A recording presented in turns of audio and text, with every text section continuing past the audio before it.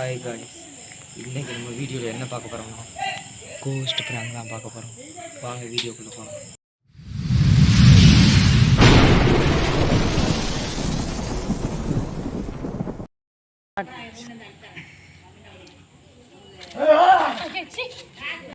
அங்கிட்டு போய் விளையாடுங்கப்பா. ஒருத்தர் வராது கைஸ், அவரோட எமோஷனலை பார்ப்போம். போயிட்டாரு கைஸ், போயிட்டாரு வந்துக்கிட்டு இருக்காரு கைஸ்.